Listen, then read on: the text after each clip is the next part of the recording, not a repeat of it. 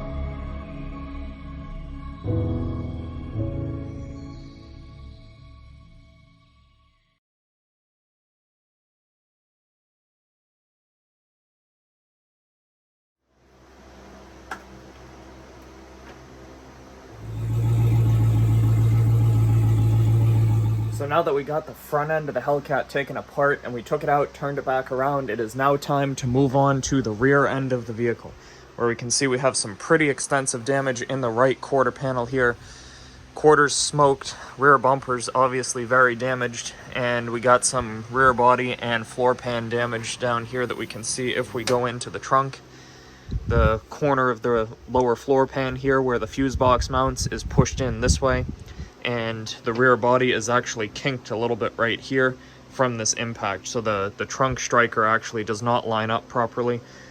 This is pushed over to the side a little bit, so we're going to have to get all of this disassembled, get the rear bumper cover off the car, remove the impact bar. I've already taken one taillight out. This one is damaged. The rest of them seem good to go. The ones up here on the trunk, which are very expensive, are in good condition, undamaged, and this one is also undamaged.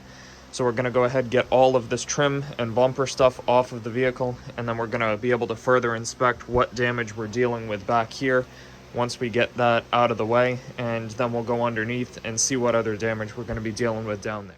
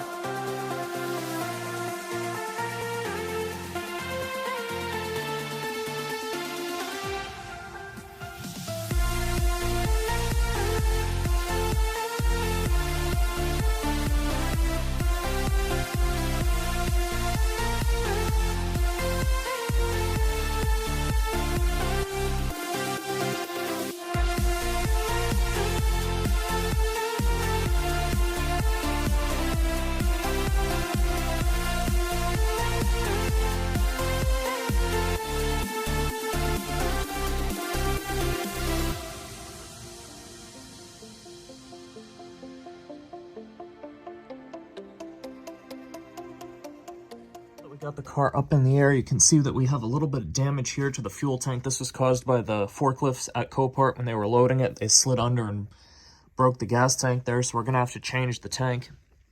To do that, we're going to start by removing the exhaust and the drive shaft so we have access to the tank to drop it out. So first I'm going to get those two very rusty exhaust clamp studs loosened up there. Going to use a little heat on those, get those loosened up, remove the exhaust from the vehicle, and then we'll go ahead and start removing the drive shaft flange bolts from both the front and the rear, drop the shaft down, and remove it from the vehicle.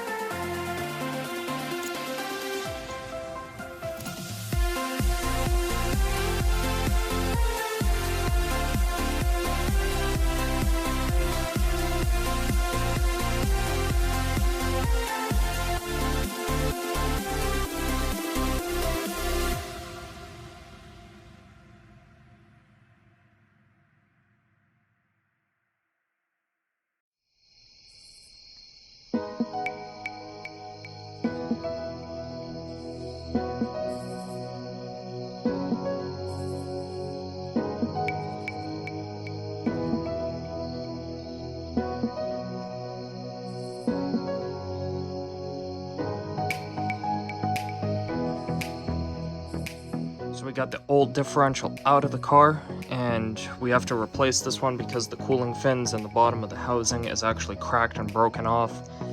We got our replacement right here, so we're going to go ahead and get this up on the jack and get it back in the car, get the axles put in, get it bolted up, and we should be good to go with a new diff.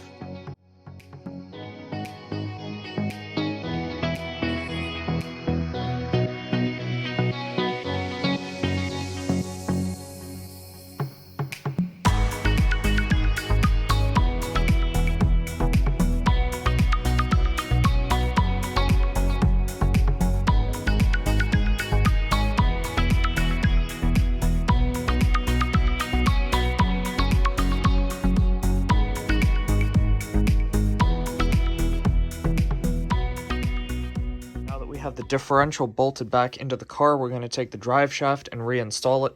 We have all new bolts for the front and the rear shackle for the drive shaft. They are single use. They're torque to yield with Loctite on them from the factory. So I got all new bolts for both ends of it. The center carrier bolts are reusable. So we're going to get that installed and get everything torqued to spec. And once we have that installed, we're going to start putting the new exhaust in the car.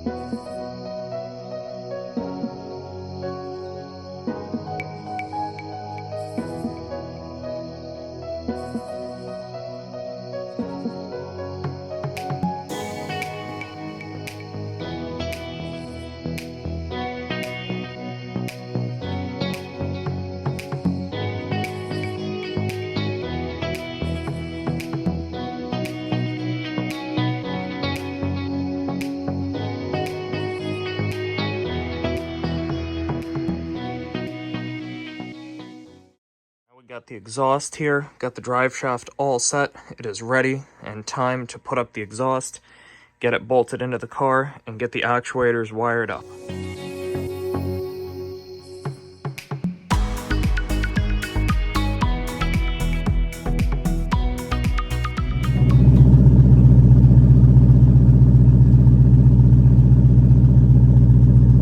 Guys, that is going to be the end of today's video.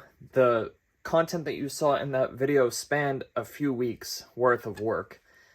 Between waiting on parts to come in, we were waiting for the gas tank to come in during the UAW strikes that were in effect during that filming for quite some time. Took a little while for that to get here from Detroit, and then it was lost in shipping, and then it eventually showed up. But nonetheless, we got everything accomplished that we needed to do to get that Hellcat running and driving under its own power without leaking gas everywhere.